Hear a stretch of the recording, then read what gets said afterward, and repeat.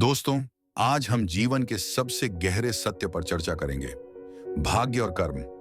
अक्सर ऐसा होता है कि हम यह मान लेते हैं कि हमारा भाग्य हमारे हाथ में नहीं है। इस सोच के कारण हम परिस्थितियों का शिकार बनकर रह जाते हैं। लेकिन क्या यह सच है? भाग्य का निर्माण विधाता करता है, पर उसे संवारने का अधिकार हमारे हाथ में होता है। हमारे कर्म ही हमें वह शक्ति देते हैं जिससे हम अपने जीवन में उजाला ला सकते हैं। लेकिन कई बार अपने अहंकार और अज्ञानता के कारण हम यह भूल जाते हैं कि जो लिखा हुआ है उसे मिटाना भले हमारे बस में ना हो, लेकिन उसे नया आकार देना जरूर हमारे हाथ में है। मनुष्य होने का सबसे बड़ा गुण है स्वीकार्यता। जब हम अपनी गलतियों को स्वीकार करते हैं तो न केवल हम स्वयं में सुधार लाते हैं, बल्कि दूसरों के लिए प्रेरणा भी बनते हैं। आज की कहानी एक ऐसे व्यक्ति की है जिसने अपने अहंकार और स्वार्थ के कारण जीवन के नियमों को चुनौती देने की कोशिश की। लेकिन जब उसे अपनी गलती का एहसास हुआ तो उसने साहस के साथ उसे स्वीकार किया और अपने जीवन को नई दिशा दी। तो आइए कहानी शुरू करते हैं। बहुत समय पहले की बात है। एक नगर से दूर एक महान संत का आश्रम था। वे शास्त्रों और वेदों के ज्ञाता थे और उनकी ख्याति दूर दूर तक फैली हुई थी। लोग दूर दूर से उनका आशीर्वाद और मार्गदर्शन प्राप्त करने आते थे। ऐसा माना जाता था कि वे किसी का भी भाग्य देखकर उसके भूत, वर्तमान और भविष्य की सटीक जानकारी दे सकते थे। उसी नगर में एक पंडित और उसकी पत्नी रहते थे। उनकी कोई संतान नहीं थी और इस कारण वे बहुत दुखी रहते थे। पंडित की पत्नी धर्म और आस्था में गहरी आस्था रखती थी। एक दिन उन्होंने गांव वालों से सुना कि एक महात्मा है जो किसी का भी भाग्य बता सकते हैं। यह सुनकर पंडित और उसकी पत्नी ने तय किया कि वे उस महात्मा के दर्शन करने जाएंगे। अगली सुबह दोनों महात्मा के आश्रम के लिए निकल पड़े। आश्रम पहुंचते ही वे महात्मा के सामने अपनी व्यथा सुनाने लगे। उनकी आंखों से आंसू बह रहे थे और वे बड़ी उम्मीद के साथ महात्मा की ओर देख रहे थे। महात्मा ने पंडित और उसकी पत्नी को शांत कराते हुए पूछा, बेटा, तुम दोनों रो क्यों रहे हो? तुम्हें क्या दुख है? बताओ, मैं तुम्हारी सहायता जरूर करूंगा। पंडित ने उत्तर दिया, गुरुदेव, हमारे कोई संतान नहीं है। यह दुख हमें हर दिन अंदर ही अंदर खाता रहता है। हमने आपका बहुत नाम सुना है, इसलिए हम आपके पास आए हैं। कृपया हमारा भाग्य देखकर बताइए, क्या हमारे जीवन में पुत्र सुख है? महात्मा ने मुस्कुराते हुए कहा, चिंता मत करो। फिर उन्होंने पंडित की पत्नी को आश्रम के मंदिर से 2 सेब लाने को कहा।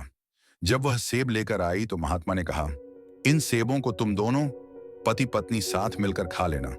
तुम्हें अवश्य ही संतान की प्राप्ति होगी। महात्मा को प्रणाम करके पंडित और उसकी पत्नी अपने घर लौट आए। कुछ महीनों बाद महात्मा की भविष्यवाणी सच साबित हुई। 1 साल के भीतर उनके घर में पुत्र का जन्म हुआ। पंडित और उसकी पत्नी की खुशी का ठिकाना नहीं था। एक दिन पंडित ने अपनी पत्नी से कहा, क्यों ना हम महात्मा को अपने घर बुलाकर उनकी सेवा करें? उन्होंने हमें इतना बड़ा आशीर्वाद दिया है। पत्नी ने सहमति जताई। पंडित ने महात्मा को अपने घर आमंत्रित किया और उनका आदर सत्कार किया। उन्होंने अपने पुत्र का नामकरण संस्कार भी आयोजित किया और उसका नाम अर्जुन रखा। नामकरण के बाद पंडित ने महात्मा से कहा, गुरुदेव, कृपया हमारे पुत्र का भविष्य बताइए। यह जीवन में क्या करेगा?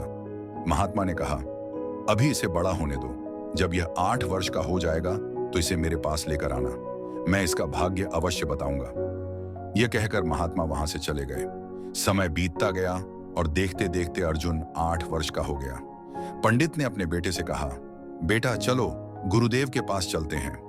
पिता पुत्र जब आश्रम पहुंचे तो उन्होंने देखा कि वहां लोगों की भारी भीड़ लगी हुई थी। अर्जुन ने जिज्ञासा से पूछा, पिताजी, यहाँ इतनी भीड़ क्यों है? पंडित ने उत्तर दिया, यह महात्मा त्रिकालदर्शी हैं। इन्हें भूत, भविष्य और वर्तमान की जानकारी होती है। लोग अपने भविष्य के बारे में जानने यहाँ आते हैं। यह सुनकर अर्जुन उत्साहित हो गया। वह सीधे महात्मा के पास गया और बोला, गुरुदेव, मेरा भी भविष्य देखिए ना। महात्मा ने बालक की बात सुनकर पहले मना कर दिया, लेकिन उसकी मासूम जिद के आगे हार मानते हुए कहा, ठीक है बेटा, आओ मेरे सामने बैठ जाओ, मैं तुम्हारा भाग्य देखता हूं।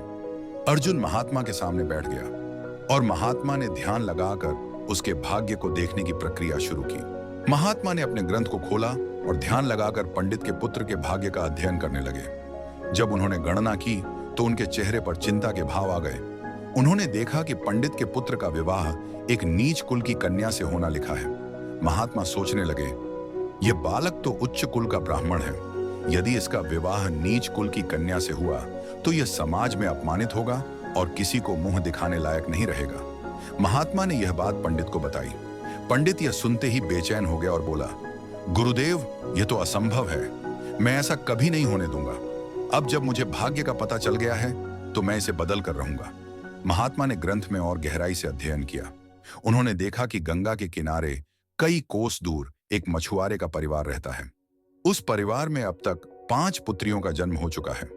मछुआरे की 5वीं पुत्री, जिसकी उम्र मात्र 2 वर्ष है और जिसका नाम शकुंतला है, वही कन्या पंडित के पुत्र की पत्नी बनेगी।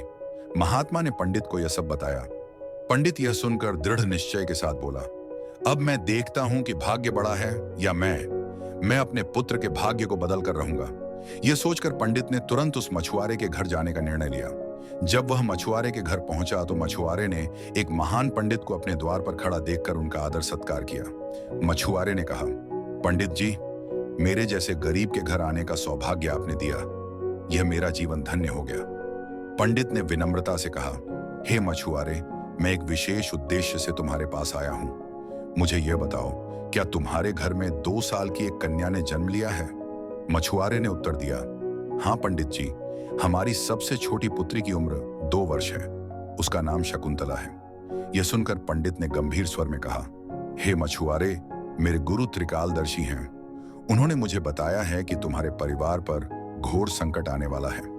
जब तक तुम्हारी सबसे छोटी पुत्री तुम्हारे घर में रहेगी, तुम्हें पुत्र सुख प्राप्त नहीं होगा। यदि तुम अपने आंगन में पुत्र को खेलता देखना चाहते हो तो तुम्हें अपनी इस पुत्री को घर से दूर करना होगा। मछुआरा यह सुनकर घबरा गया। उसने कहा, पंडित जी, वह तो अभी एक नवजात बालिका है। उसकी उम्र मात्र 2 वर्ष है। मैं उसे इस अवस्था में कहां छोड़ सकता हूं? पंडित ने तुरंत उत्तर दिया, हे मछुआरे, जब मैं तुम्हें संकट के बारे में बता सकता हूं तो मैं तुम्हारी सहायता भी कर सकता हूं। मेरी कोई पुत्री नहीं है। यदि तुम अपनी इस कन्या को मुझे सौंप दो तो मैं उसका पालन पोषण करूंगा। जब वह बड़ी हो जाएगी तो मैं उसके लिए एक अच्छा वर ढूंढकर उसका विवाह कर दूंगा। मछुआरा पुत्र की लालसा में फंस गया। उसने अपनी नवजात पुत्री को पंडित को सौंप दिया। पंडित ने बालिका को अपने साथ ले लिया और उसे लेकर वहां से चल पड़ा, इस विश्वास के साथ कि उसने अपने पुत्र के भाग्य को बदलने का पहला कदम उठा लिया है। पंडित उस कन्या को लेकर बड़े प्रसन्न मन से लौट रहा था, लेकिन रास्ते में उसे ख्याल आया कि यदि वह इस लड़की को मार देगा तो उसे बाल हत्या का पाप लगेगा। यही सोचकर उसने कन्या से छुटकारा पाने की योजना बनाई। वह एक लोहार के पास गया और उससे एक छोटा सा लकड़ी का बक्सा बनवाया। उस बक्से में उसने उस मासूम कन्या को सुला दिया और नदी के बहाव में प्रवाहित कर दिया। पंडित मन ही मन सोचने लगा, यह बक्सा कुछ दूर जाकर डूब जाएगा और इस तरह यह लड़की मर जाएगी। इससे मेरा पीछा भी छूट जाएगा और मुझ पर कोई पाप भी नहीं लगेगा। यह सोचकर वह पंडित निश्चिंत होकर अपने घर लौट गया।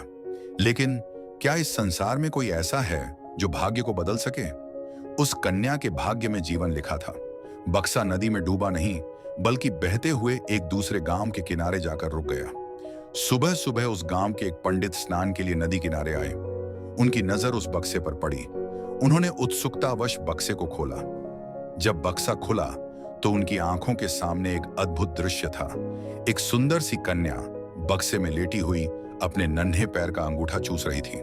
पंडित की आंखें नम हो गईं। वह संतानहीन थे और वर्षों से गंगा मैया से संतान प्राप्ति की प्रार्थना कर रहे थे।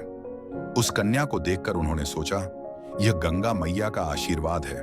उन्होंने मेरी प्रार्थना सुन ली और मुझे यह कन्या दी है। पंडित उस बच्ची को अपने घर लेकर आए। घर पहुंचकर उन्होंने अपनी पत्नी को वह कन्या दिखाई। उनकी पत्नी भी उसे देखकर आश्चर्यचकित हो गई और बोली, यह कन्या कितनी सुंदर है, लेकिन आप इसे कहां से लाए? पंडित ने मुस्कुराते हुए उत्तर दिया, गंगा मैया ने हमें यह आशीर्वाद दिया है। यह अब हमारी पुत्री है। इसे हम अपनी संतान के रूप में पालेंगे। दोनों ने उस कन्या को बड़े प्यार से अपनाया। उन्होंने उसका पालन पोषण पूरी श्रद्धा और स्नेह के साथ किया। समय बीतता गया और वह कन्या बड़ी होने लगी। जैसे जैसे वह कन्या बड़ी होती गई, उसकी सुंदरता में 4 चांद लगते गए। लोग उसकी सुंदरता देखकर कहते, यह कोई साधारण कन्या नहीं है, यह तो स्वर्ग से उतरी कोई अप्सरा प्रतीत होती है। उस पंडित और उसकी पत्नी ने उसे अच्छे संस्कार दिए और उसकी हर जरूरत को पूरा किया। वह कन्या न केवल सुंदर थी बल्कि बेहद संस्कारी और गुणी भी थी। उसकी सुंदरता और सरलता पूरे गांव में प्रसिद्ध हो गई। जब लड़की थोड़ी और बड़ी हुई तो एक दिन पंडिताइन ने अपने पति से कहा, सुनते हो, हमारी बिटिया अब बड़ी हो गई है, इसकी शादी की उम्र हो चुकी है, आप इसके लिए कोई अच्छा वर देखकर इसका विवाह कर दो। पत्नी की बात सुनकर पंडित जी अपनी पुत्री के लिए वर की तलाश में निकल पड़े। उन्होंने आसपास के गांवों में कई जगह खोजबीन की, पर कोई उपयुक्त वर नहीं मिला। आखिरकार वर की तलाश करते करते वह उज्जैन नगरी पहुंचे। वहां उन्होंने लोगों से पूछा, क्या यहाँ कोई ऐसा ब्राह्मण परिवार है जिसका पुत्र विवाह के योग्य हो? लोगों ने बताया, यहाँ एक बहुत ही प्रतिष्ठित और संस्कारी ब्राह्मण परिवार है।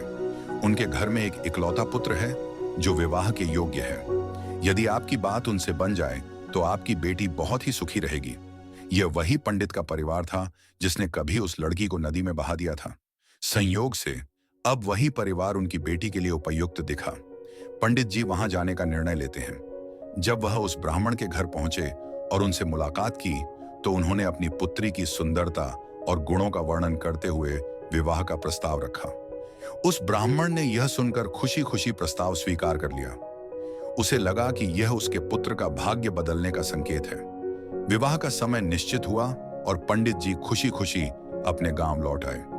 उन्होंने घर पहुंचकर अपनी पत्नी को सारी बात बताई। कुछ समय बाद विवाह का शुभ दिन आ गया। उज्जैन के पंडित अपने पुत्र की बारात लेकर पंडित जी के गांव पहुंचे। बारात बड़े धूमधाम से निकली। रास्ते में वह पंडित सोचता जा रहा था, मैंने अपने पुत्र का भाग्य बदल दिया है। उस महात्मा ने कहा था कि भाग्य को कोई नहीं बदल सकता, लेकिन मैंने यह कर दिखाया। लेकिन उसे यह नहीं पता था कि विधाता का लिखा कोई मिटा नहीं सकता। जो भाग्य में लिखा होता है वह होकर ही रहता है। संयोग से आज वही लड़की जिसे वह पंडित कभी नदी में बहा आया था, अब उसी के पुत्र की दुल्हन बनने जा रही थी। विवाह पूरे रीति रिवाज और आनंद के साथ संपन्न हुआ। उस लड़की ने अब उस परिवार में बहू के रूप में कदम रखा। पंडित का पुत्र सुंदर और गुणवान पत्नी पाकर बहुत खुश था और लड़की भी अपने पति को पाकर प्रसन्न थी। वहीं पंडित इस बात से संतुष्ट था कि उसने अपने बेटे का भाग्य बदल दिया। कुछ समय बाद किसी कारणवश पंडित का पुत्र उज्जैन से बाहर किसी कार्य के लिए कुछ दिनों के लिए चला गया। एक दिन पंडित अपनी बहू को लेकर उस महात्मा के आश्रम गया जिसने उसे भाग्य के बारे में चेताया था। पंडित गुरुदेव को प्रणाम करते हुए बोले, गुरुदेव, मैंने विधि के विधान को बदल दिया है। यह सुनकर गुरुदेव मुस्कुराने लगे। पंडित ने हैरान होकर पूछा, गुरुदेव, आप हंस क्यों रहे हैं? गुरुदेव बोले, यह वही लड़की है जिसे तुमने नदी में बहा दिया था। पंडित यह सुनकर सन्न रह गया। उसने सोचा, यह तो वही मछुआरे की बेटी है जिसे मैंने नदी में प्रवाहित कर दिया था। यह मेरे घर में मेरी पुत्र वधू कैसे बन गई? पंडित ने शकुंतला से पूछा, पुत्री, तुम अपने पिता की इकलौती संतान हो ना? शकुंतला ने जवाब दिया, नहीं पिताजी, मेरे असली माता पिता ने मुझे 2 वर्ष की अवस्था में गंगा में प्रवाहित कर दिया था। मुझे मेरे नए माता पिता ने नया जीवन दिया और वही मेरे सच्चे माता पिता हैं। सच जानने के बाद पंडित ने शकुंतला से छुटकारा पाने की योजना बनाई। उसने कहा, बेटी, यदि तुम पहली संतान के रूप में पुत्र चाहती हो तो मेरे साथ समुद्र तक चलना होगा। दोनों समुद्र तट पर पहुंचे। वहां पंडित ने अपनी अंगूठी निकालकर समुद्र में फेंक दी और कहा, जब तक यह अंगूठी तुम्हें न मिले तुम घर नहीं लौट सकती। शकुंतला ने समुद्र में बहुत प्रयास किया लेकिन अंगूठी नहीं मिली। वह परेशान होकर जंगल की ओर चल पड़ी। रास्ते में एक राजपूत परिवार मिला। उन्होंने पूछा, बेटी, तुम जंगल में अकेली क्यों घूम रही हो? शकुंतला ने अपनी विपत्ति बताई। राजपूत परिवार उसे अपने घर ले आया और उसे अपने साथ रहने की अनुमति दे दी। उधर पंडित ने अपने बेटे से झूठ कहा कि उसकी पत्नी गंगा स्नान करते समय डूब गई। बेटा दुखी हो गया। कुछ समय बाद पंडित ने बेटे का विवाह किसी और लड़की से कराने का प्रस्ताव रखा। वह लड़की देखने के लिए अपने बेटे के साथ राजपूत मित्र के गांव पहुंचा। इसी बीच जिस मछली ने अंगूठी निगली थी वह एक मछुआरे के जाल में फंस गई। राजपूत परिवार ने वह मछली खरीद ली और शकुंतला से कहा, बेटी, इसे पकाओ। जब शकुंतला ने मछली काटी तो उसमें से वही अंगूठी मिली। शकुंतला यह देखकर खुश हो गई। जब पंडित अपने बेटे के साथ राजपूत के घर पहुंचा तो राजपूत ने उसका स्वागत किया। उसने शकुंतला को पानी लाने के लिए बुलाया। शकुंतला को देखकर पंडित और उसका बेटा चौंक गए। बेटे ने पंडित से कहा, पिताजी, आपने मुझसे झूठ क्यों बोला? मेरी पत्नी तो जीवित है। पंडित ने शर्मिंदा होकर अपनी गलती स्वीकार की। उसने कहा, मैंने विधि के विधान को बदलने की कोशिश की, लेकिन असफल रहा। पंडित ने अपनी भूल के लिए सभी से माफी मांगी। शकुंतला ने उसे माफ करते हुए कहा, पिताजी, मुझे गर्व है कि आपका बेटा मेरा जीवन साथी है। पंडित ने अपने बेटे और बहू का विधिवत गृह प्रवेश कराया और पूरे गांव में अपनी गलती के लिए क्षमा मांगी। दोस्तों, आशा है कि आज की कहानी ने आपके दिल को छुआ होगा। यदि इस कहानी ने आपके मन में कोई गहरी छाप छोड़ी हो, तो कृपया इस वीडियो को लाइक और शेयर करें ताकि यह संदेश और अधिक लोगों तक पहुंच सके। और अगर आपने अभी तक हमारे चैनल को सब्सक्राइब नहीं किया है, तो कृपया उसे सब्सक्राइब करना न भूलें। हम आपके लिए और भी प्रेरक और शिक्षाप्रद वीडियो लाते रहेंगे। धन्यवाद और नमो बुद्धाय।